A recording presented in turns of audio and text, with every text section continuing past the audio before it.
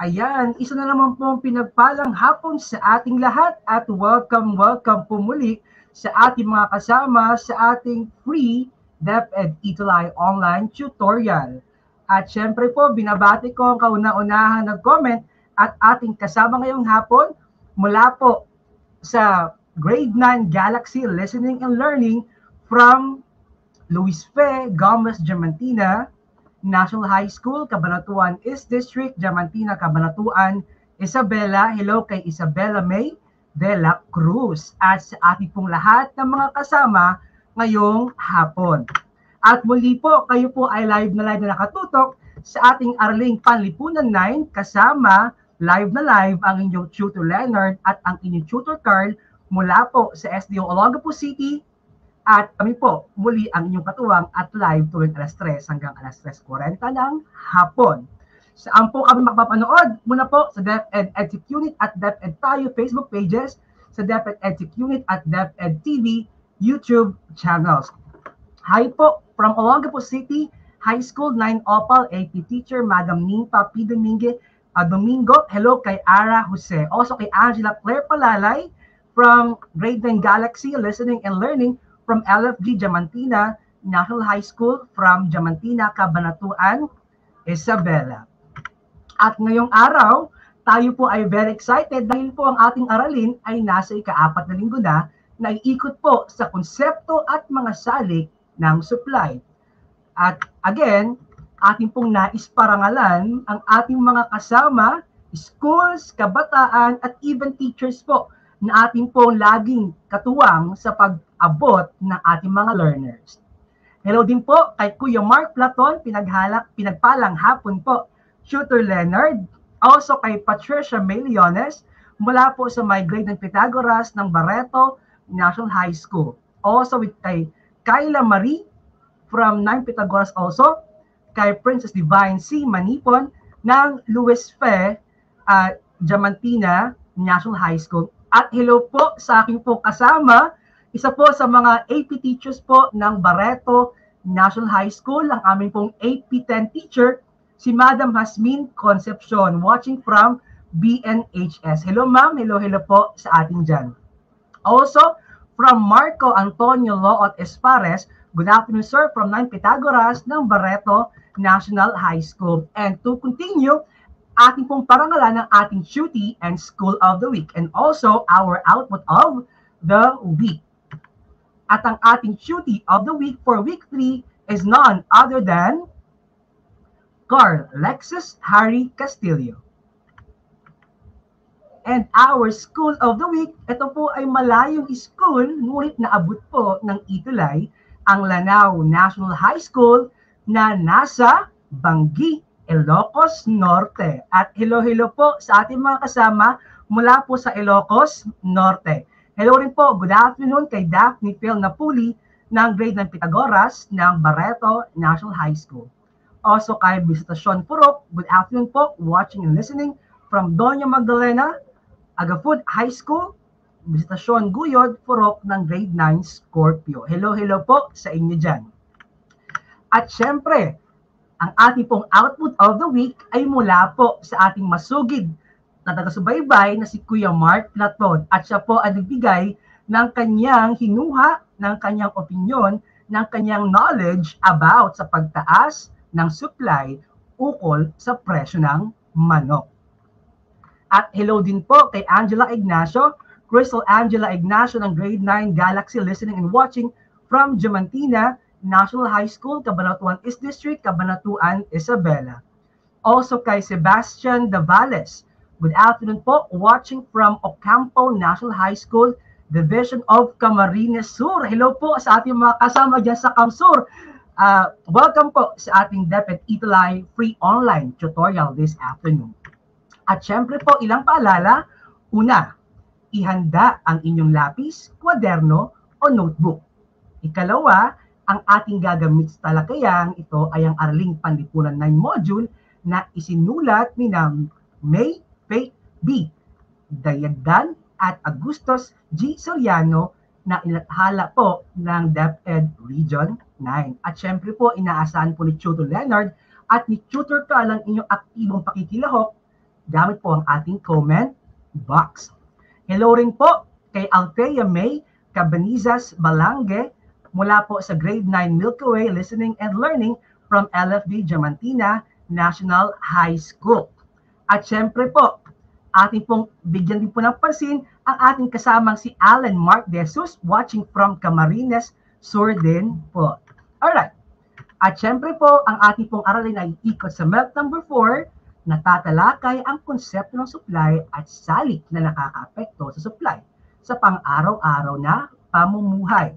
Letter B, na susuri ang mga salik na nakakaapekto sa supply. So, sa ating pong mga kasama, congratulations for finishing our last topic na supply. At tayo po nag-focus last time sa ceteris paribus, may kinalaman po sa presyo. At ngayon pong araw, ang ating pong talakayan ay iikot naman po sa mga salik maliban sa presyo. At upang ating pong umpisahan ng ating gawain ngayong hapon, ating pong gawin ang business-minded yan. Panuto, ilagay mo ang iyong sarili sa kalagayan ng isang mangangalakal at sagutin ang mga katanungan na sumusunod gamit ang ating comment box. So, ang kailangan mo lang gawin, imagine mo na ikaw ay isang businessman, isa kang producer o isa kang merchandiser, subukan mong ilagay ang iyong sarili sa kanilang kalagayan at sagutin ang mga katanungan. And before we continue, we want to also say hello. Good afternoon, watching from San Isidro National High School, Tagbilaran City, kay Del C. Hello, hello po. Napakalayo po nang inaabot ng ating Itula tutorial. Ano po? Kaya sa ating mga kasama, pwedeng niyo pong i-share ang ating live upang mas marami tayong mga kasamahan na ating pwedeng makasama. Alright. For number 1, imagine you are a businessman. Ano ang gagawin mo upang mas mapabilis at mas maparami ang produksyon ng iyong produkto o serbisyo? So, kung kayo po ay nagtataka, bakit mo ibang approach ang ginagamit ni Chu to let our dream happen? Because I want it to be more personalized for everyone. Bilang isang businessman, ano o businesswoman, ano ang iyong gagawin upang mas mapabilis, mas maparami ang iyong produksyon? And before I continue, syempre po, nais ko pong batiin ang aming SDS, Madam Leilani Cunanan, our ASDS, Madam Maylene Minimo, Madam Maria Criselda Gischada, our principal, Madam Edna Orini, our head teacher, my math teacher, Madam Edna Torino, at syempre po, nais ko po lang batiin ang iba pang mga nagbibigay ng oras at nagbibigay suporta sa ating pong Ito Live tutorial. At nariyan din po ang aming very supportive na EPS sa Araling Palipunan, si Madam Edwina Espiritu. Hello, hello po sa ating lahat. And I will now check your answers. So, ayan, ang dami kong mga sumagot, no? And before we continue, naisin po natin sana bigyan ng pagbati si Fatima Zaira Soriano, Richard Ibarra, watching from Echage. Hello kay Giselle. Good afternoon, Giselle. Elmer Adeliente Cabag. Hello po, sir. Welcome po muli sa ating aralin ngayong hapon. Kay Visitasyon Purok, kay April Joy Makarilay, at sa iba pa. At kay Rain Baluit also from BNHS. And kay Mark CJ Apidchor, Shane De La Cruz, kay Carl Lexus Harry Castillo, kay Jade Yuwalat, kay Princess Lay Agbayani, at sa iba pa natin mga kasama na ating pong babatiin as we move forward. No? Ayan, so inaantay ko po ang inyong mga kasagutan. Ang sabi po ni Kuya Mark Platon, sabi niya, mag-e-empleyo po ng mga taong may sapat na kalaman sa paggawa ng produkto o serbisyo. Ayan, salamat kay Kuya Mark Platon. So, hindi ko muna sasagutin o hindi ko sasabihin kung tama ba o mali or baka pwedeng tama na may konting mali ang inyong sagot. Bakit? Dahil nais si Tutor Leonard na kayo mismo mamaya ang mag-check kung parehas ba ang prinsipyo ng supply sa inyong mga kasagutan. For number 2, ano ang gagawin mo kung tumaas ang halaga ng iyong bayarin sa renta at materyales sa paggawa ng produkto o serbisyo? ikaw ay isang businessman, biglang tumaas ang presyo ng renta ng iyong building at ng mga ginagamit mo sa paggawa ng produkto o serbisyo. Ano ang iyong susunod na gagawin? So, pwede nyo na pong i-drop down ang inyong answers sa ating pong comment box. Hello rin po kay Umana Joanna, Shara May Jean Owakiko po ng grade 9-5 watching from Santa Lucia National High School. Also kay Princess Joy Cadiente Balana from Milky Way, grade 9 Milky Way, listening and learning from LFG Diamantina National High School. Kay Lovely Donon Galievo, kay Janice, also kay Umana Joanna, kay Rochelle Arciosa Orenya, Corazon Acabo, watching from Amontay Elementary School, Nasipit, Northwest District, Agusan del Norte. Napakalayo po nang inaabot natin, no? Kaya sa ating mga kasama po, pwede pong i-share ating live this afternoon. And now, we will check your answers kung ano yung mga kasagutan. Ang sabi ni Princess Divine Manipon, ang aking gagawin para mapabilis at maparami ang aking produksyon ay pagpapakita ng magandang resulta o pagpapakita ng magandang serbisyo. So, ang thinking ni Ate Princess Divine ay she will make an advertisement probably kung gaano kaganda, gaano kasarap, gaano kahusay ang kanilang serbisyo. At sabi naman ni Kuya Mark Platon, maghahanap po ng mga mura at alternatibong mapagkukunan ng mga materyales. Thank you, Kuya Mark, at Ate Divine Manipon. Number 3, biglang nagsulputan ang mga negosyanteng may kaparehas mong produkto sa inyong lugar. Ano ang gagawin mo? Halimbawa, ikaw ay isang online seller.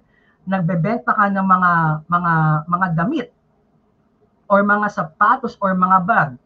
Tapos napansin mo, after a week, biglang dumami yung mga kagaya mong online seller. Ano ngayon ang gagawin mo bilang isang businessman or isang business woman? Please put your answers on our comment box. At hello din po kay Christine Joy Loreto, kay Rachelin watching from Echaga West District, kay Rhea Jane Lejano mula rin po sa LFG Diamantina National High School, kay Shara May Jean Owakiko ng grade 9-5 Santa Lucia, kay Ashley Ranke mula po sa Partida National High School, SDO Bulacan, kay Frenalyn Galang watching from Echaga West District, at kay Umana Joanna Wakiko. Hello po sa inyo. Kay Jericho Ancheta, also watching from grade 9 Andromeda, listening and learning from LFG Diamantina National High School. Hello po sa inyo dyan. So, let's now check your answers for number 3. Number 3, ang sabi ni Kuya Mark, gagawa po ng inobasyon sa aking mga ibinibentang produkto na angat sa iba. Ayan, kung nagkaroon doon ng kompetisyon sa parehas na produkto o serbisyo, si Kuya Mark daw ay gagawa ng mga inobasyon or innovations na magiging mas patok sa mga mamimili. Thank you, Kuya Mark. At hello din po kay Ignacio Bea Yuson from LFG Diamantina National High School, also kay Ray Alexis Bakiran mula po sa West District din ng Echague. Hello po sa atin dyan. At ang sabi naman ni Ate Princess, ang aking gagawin ay mas gagalingan ko ang aking pagrekomenda ng aking mga produkto sa aking mga suki. Wow, very business-minded si Ate Princess Divine C. Manipon. Ang sabi naman ni Isabella, siguraduhin kong maganda ang aking mga ibinibentang produkto upang nang sa ganon, marami ang magtiwala sa akin kahit ako'y maraming kaparehas or kakompetensya. Thank you so much. At last question, nalaman mong tataas ang presyo ng iyong binibentang produkto. Halimbawa, nagbebenta ka ng mga canned goods or noodles. Nalaman mong tataas ang produkto o ang presyo ng produktong ito sa susunod na linggo dahil sa kakulangan ng supply. Anong hakbang ang gagawin mo? Ayan. Ano kayang gagawin ng ating mga kasama tuti this afternoon kung sakasakaling tataas ang presyo ng kanilang produkto bilang isang businessman or businesswoman? Sila kaya ay magkakaroon ng mas mabuting gagawin o baka magsasamantala sila? So ating pong hahantayin ang kanilang mga kasagutan. At hello po kay Virakel Joy Loreto Agonoy, listening and watching from LFG Diamantina National High School, Cabanatuan East District, Diamantina, Cabanatuan City. Ang sabi ni Lexo sa number 3, sisiguraduhin kong mas maganda ang mga produkto ko at maayos. So, he will compete, sabi ni Kuya Lexus, sa pagandahan at paayusan ng kanilang produkto. At hello din po kay Marinel Garan, mula naman po siya sa grade 9 Galaxy from Diamantina National High School, Cabanatuan East District. At hello din po kay April Pingal, Manabat. Good afternoon po, watching from Frances National High School, grade 9 Tangerine John Limwell P. Manabat. At ating mga kasama po ngayong afternoon, this afternoon, pwede niyo pong i-share ang ating live upang mas marami tayong mga kasamang matuto ngayong hapon. Alright, as I wait sa inyo po mga sagot, ang sabi po ni Ara Jose, ang aking gagawin ay bibili na ako bago pa tumaas ang presyo. Ayan, bilang sa POV or point of view ng isang consumer, ang sabi ni Ate Ara Jose, siya raw ay bibili na. Ang sabi naman ni Patricia May Leones, tataasan ko din po ang quantity supplied na ibibenta. Ang sabi naman po ni Pia Mart, kung ganito naman po ay magbebenta po ng mga produktong may alternatibo at mas mababa ang presyo. Hello din po kay Rizel Quijano Bongas mula po sa Look Norte National High School ng grade 9 Cameron. At syempre po ang sabi ni Ate Princess Manipon, bibili ako ng pwedeng i-stock para sa aking produkto para kahit itaas ang mga presyo, may gagamitin ako para sa aking produkto. At kay Ate Isabella, ang hakbang na aking gagawin ay ang paghahanda ko ang pagtataas ng presyo ng aking mga binibenta nang sa ganon hindi ako magkaroon ng problema pagdating nito. Ayan, maraming salamat sa ating mga business-minded na mga tutis this afternoon. At ating ngayong titignan kung ang inyo bang mga sagot o ang inyo bang mga iniisip ay parehas sa mga prinsipyo ng batas ng supply. Muli, ating pong balikan na ang batas ng supply ay nagsasaad na ang presyo o produktong may mas mataas na presyo ay syempre mas maraming willing at nais ibenta or quantity supplied na pwedeng ibigay ang mga producers at business entities. Ngunit pag bumaba ang presyo ng serbisyo o produkto, maaari din bumaba ang quantity supplied. Ngunit maliban sa presyo or ceteris paribus na ating prinsipyo last week, may ilang pang mga bagay na pwedeng makapag-alter, maka-apekto sa dami ng supply na willing ibenta ang mga producers. At ano-ano po ito? Andiyan ang ekspektasyon ng presyo, pagbabago sa teknolohiya, pagbabago sa halaga ng mga salik ng produksyon, pagbabago ng bilang ng mga nagtitinda, at pagbabago sa presyo ng kaugnay na produkto. Okay, we move forward. Halimbawa, sa pagbabago ng teknolohiya. Ating pansinin ang ating halimbawa, no?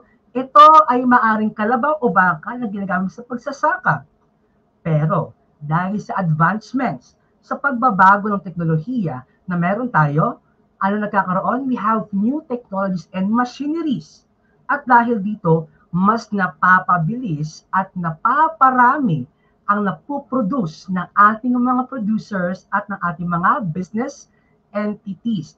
Kaya dahil sa pagbabago ng teknolohiya, sa advancements na meron tayo, maaring tumaas o dumami ang ating quantity supplied. Number 2, pagbabago sa halaga ng mga salik ng produksyon. Ang produksyon ay hindi lamang pinangangailangan ng lupa. Andiyan din ang ating investments, salapi or capital. Andiyan din po ang ating entrepreneurship, mga business skilled people, at syempre po, narin din po ang mga makinarya at iba pang salik. Ngayon, mga tuties, kung sakaling tumaas ang presyo ng entrepreneurship, lupa, kapital at paggawa, what will happen sa ating supply? Tama ang iniisip, maaaring bumaba ang supply sa pagtaas ng presyo ng mga salik ng produksyon. Sa kabilang banda, ang pagbaba naman ng presyo ng entrepreneurship, lupa, kapital at paggawa ay maaaring makapagpataas ng ating quantity supply. At hello muna po kay Keziah Don Jubay mula sa Graydon Cameron ng Looc Norte National High School. Still watching po, Isabella, thank you. Still watching, Divine Manipon, and still watching po si Carl Lexus Harry Castillo. Tumutok lang po tayo as we move forward. At syempre po, ikatlo, ang pagbabago sa bilang ng mga nagtitinda. Pansinin niyo po ang ating halimbawa, ang babae number 1 ay Sol Perfume. Nagbebenta ako ng pabango. Ang sabi ni girl number 2 ay Sol Perfume 2. Nagbebenta rin ako ng pabango. At ang sabi ni number 3, me too. Nagbebenta rin ako ng pabango. Ating ito maaaring i-connecta sa ating araling nakaraang linggo o nakaraang araling ukol sa bandwagon effect.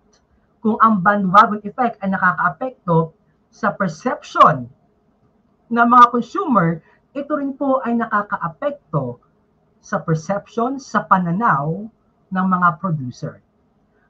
Kung ang isang produkto o serbisyo ay uso, siguradong mas maraming mga producers, business entities, businessmen, business people ang susugal sa pag-create ng negosyo ng paggawa ng supply ng mga ito. At syempre po, ang pagbabago sa presyo ng kaugnay na produkto. Ayan, halimbawa ang mais at ang bigas. Kung ang isang magsasaka ay may isang ektaryang taniman na bukirin, maaaring ang kalahati nito ay kanyang ginagamit bilang taniman ng palay.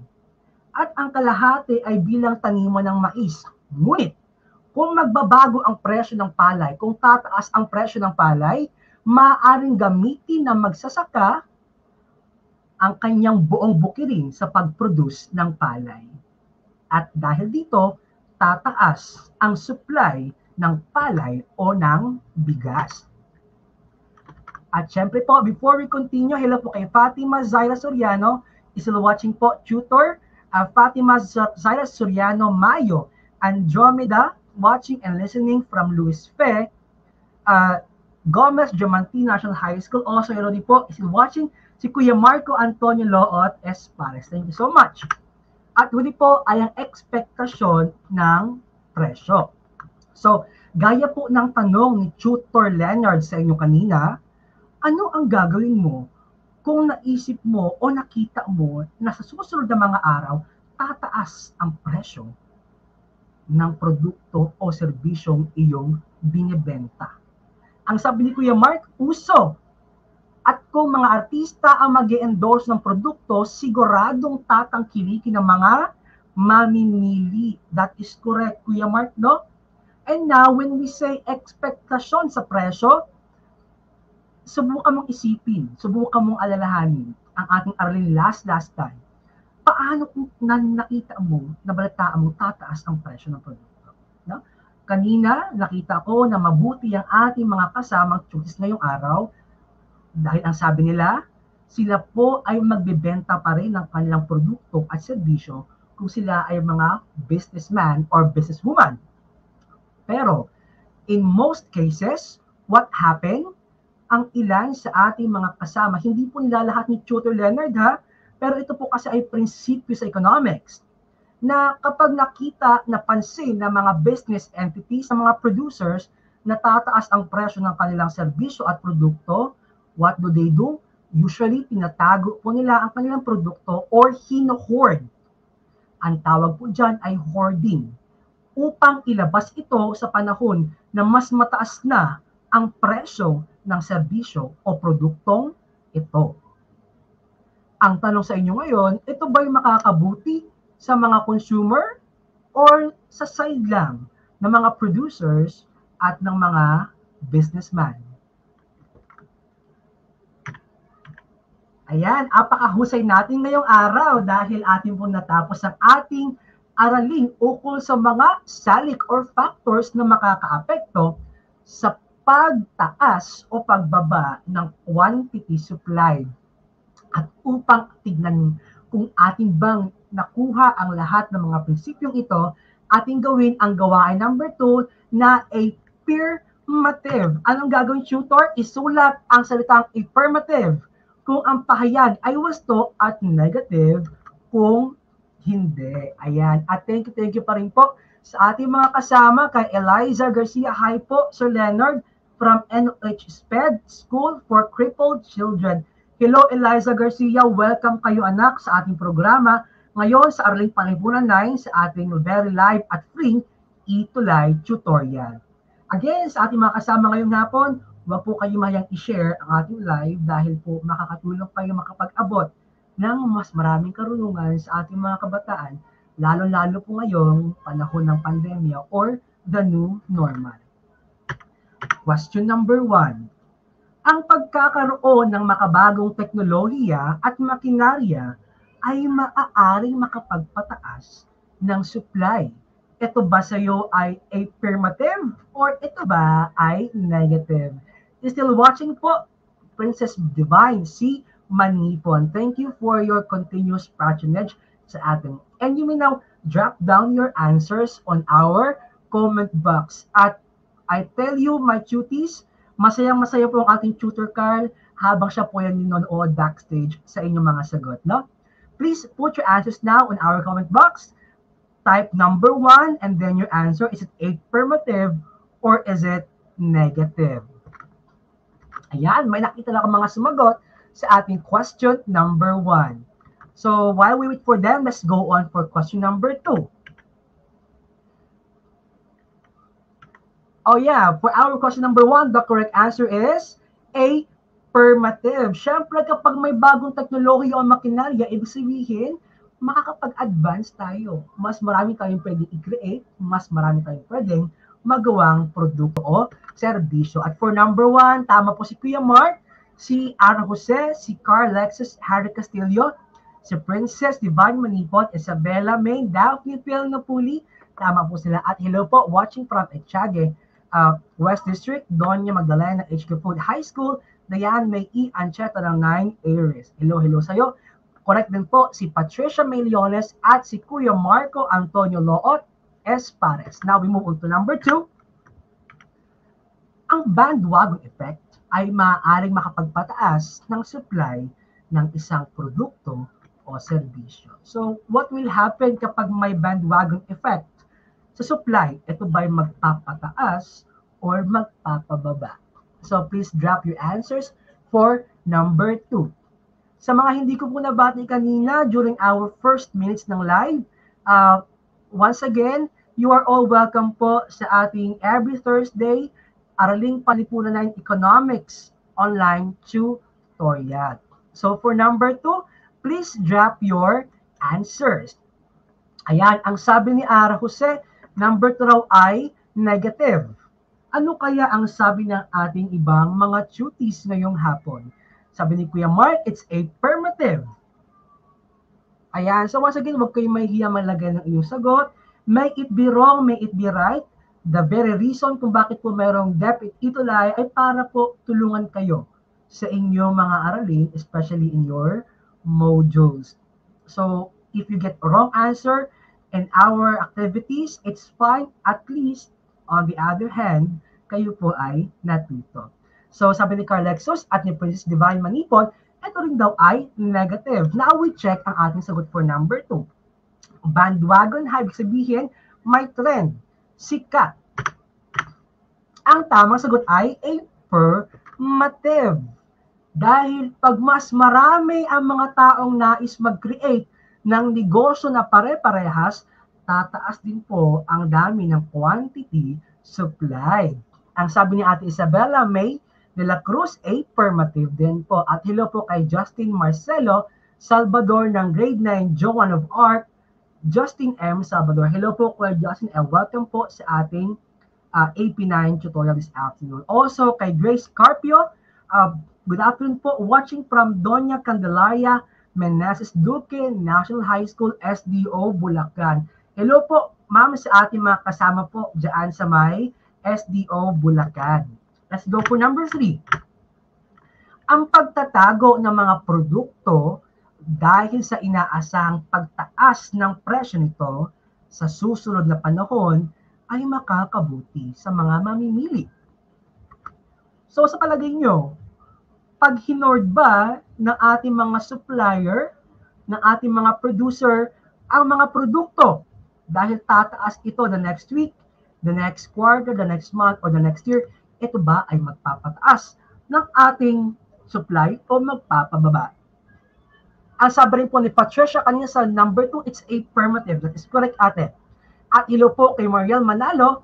Good afternoon po, grade 9, St. Agnes from Doña Candelaria, Meneses Duque, National High School. Hello po also kay Kuya RV at kay Ate Mariel Manalo. Ang sabi ni Kuya Mark for number 3, it's negative. Meron kayang sagot ng affirmative? You may now drop down your answers. No? At paut-ut po sinasabi ni Tutor Leonard at ni Tutor Carl na wag po kayo magkasawang i-share ang ating live upang mas marami tayong mga makasama at syempre mas marami tayong mga maabot na mga grade 9, especially students who are currently studying araling palipunan or economics. Ang sabi rin po ni Patricia, ni Isabella, it's negative. At hello po kay Umanya, Joanna, Makiko, Shara, May, Jean, o Makiko po ng grade 9, 5, watching from Santa Lucia National High School. Also kay Angel Florentino, also from St. John of Arc, from Doña Candelaria, Meneses Duque National High School. Sabi rin po ni Princess Manipon, ni Anne Jose, Fatima, ni Carlexus, ni Daphne, at ni Marco, at ni Omanya, ito raw po ay negative. At ang tamang sagot ay correct. That is negative. Dahil hindi po makakabuti sa ating bilang mga consumer ang pagtatago ng mga supply kahit natataas ito. Again, ito po ay tinatawag na hoarding. At good afternoon din po sa ating pong kasama, Lian Terence Magbitang. Good afternoon po from grade 9 St. Joan of Arc, Doña Candelaria Meneses Duque National High School.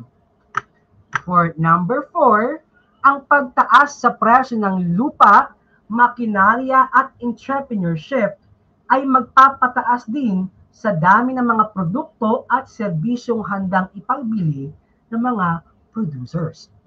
So kung tataas daw po ang presyo ng makinarya or machines, ng lupa or ng land, probably renting, or at ng entrepreneurship o ng mga skilled and then white-collar job na trabaho sa mga business entities natin or business establishments, what will happen? So, tingin nyo ba tataas ba or bababa ito? Kung tataas, ano po ang gagawin natin? Ilagay po ang affirmative at negative po kung ito po ay bababa. Good afternoon din po kay Mark Lucabon. Good afternoon po, watching from Norte National High School po ng grade 9 Cameron. Also kay Justine Marcelo Salvador ng grade 9 Joan of Arc. Ang sabi ni Kuya Mark Platon, ang hoarding, nangyari na po yan sa atin na nagtago ng mga alcohol simula ng pandemya. That is correct, Kuya Mark, no?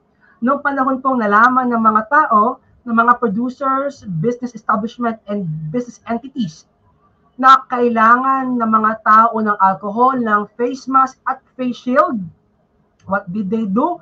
Karamihan po sa kanila ay nag-hoard. Bakit po? Hinantay nila ang panahon na tataas ang presyo ng mga ito bago po nila ilabas. So, tingin nyo ba ang pagtaas ng presyo ng lupa, makinarya at entrepreneurship ay magpapataas din ang dami ng mga produkto o serbisyo? Let's check your answer for number 4, and the correct answer is negative. Dahil pag tumaas ang presyo ng mga ito, ng mga salik ng produksyon, maaaring mag-trim down, magbaba ng production ang mga producers at iba pang mga business entities. At tama po ang ating mga kasamang sina Kuya Mark Antonio, Patricia, Jenny, Umanya, Isabella, Carlexus, Daphne, Princess Divine, Manipon. At please drop your answers na. Pakilagay po ang inyo pong mga scores sa ating comment box. Ayan. At ilo po watching from Etiague, West District, Doña Magdalena H. Gapud High School, Jana Eden De Leon ng grade 9, Capricorn. Hello po sa inyo. Please put down your answers in our comment box, your scores. At ang ating pong karagdagang gawain ay gumawa ng salaysay tungkol sa salik na nakakaapekto sa supply at ang epekto nito sa kanila ngayong may pandemya. Isulat ang iyong sagot sa ibaba or syempre po what we do usually use, we put it in a clean sheet of paper or pwede nyo pong i-type sa inyong mga applications at itag nyo po kami ng tutor card. So ano raw sa tingin nyo? Paano makakaapekto ang mga salik na mga ito sa supply? So ang salaysay po, syempre, one mo sa salaysay, ipinapaliwanag mo po ang iyong karunungan, ang iyong idea sa usapin ukol dito. Very good naman po ang ating mga kasama ngayong hapon. 4/4 kay Kuya Mark Platon, 2/4 si Umanya, 3 naman kay Ara, 3 kay Princess, kay Patricia ay 4, Isabella ay 4, at si Tutor Mark Edward ay kasama po natin na nakakuha rin po ng 4/4. 3/4 naman po si Kuya Carl Lexus, Harry Castillo, at syempre po, hello po watching from DMGHS, 9 Scorpio, hello po kay Brent Kevin E. Lagyan. Also kay April Ido, watching, listening from Etiaga West District, Doña Magdalena H. Gapud High School, April Ann E. Aspa Grande ng 9 Scorpio. Hello po sa inyo dyan. At syempre po, pwede mo itong ilagay sa anumang maling sa papel, pwede mo rin gamitin ang iyong mga application sa cellphone or Word document at i-upload at i-chat or pwede nyo pong itag kami Tutor Carl at Tutor Leonard at Tutor Carl at iti-feature po namin ang inyong gawa sa susunod na linggo. Samahan mo na rin po ng hashtag na hashtag Itulay Quarter 2, hashtag Batas ng Supply. At syempre po, aabangan po natin next week ang ating Theory of the Week, Week 4, School of the Week, at Featured Hashtag of the Week. Also, our Featured Outputs of the Week. At muli po, mula po sa Araling Panlipunan Department ng Itulay, ako po si Tutor Leonard, kasama po si Tutor Carl, mula po sa SDO Olongapo City, inyo pong live mga kasama tuwing kailan? Tuwing Thursday, alas 3 hanggang alas 3:40 ng hapon, live na rin po sa DepEd EdSec Unit, DepEd tayo Facebook pages, DepEd EdSec Unit at DepEd TV sa YouTube channels. Again, if you have any suggestions or comment, you can email us at edtech@deped.gov.ph. At dahil level up na po ang Itulay, pwede mong i-scan ang QR code na to at diretso ka na mag-comment, magbigay ng suggestion para sa Araling Panlipunan 9. At maraming salamat po muli sa ating mga nakasama ngayong hapon.